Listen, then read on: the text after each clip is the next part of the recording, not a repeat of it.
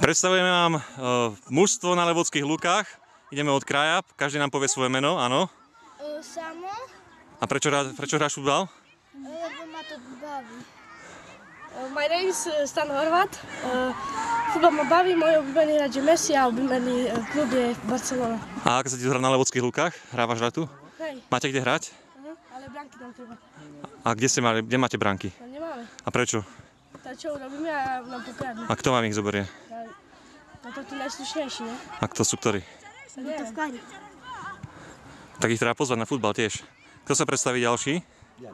Volám sa Jan Holub a chcem sa hrať futbal, lebo ma baví. Zdeno je tréner.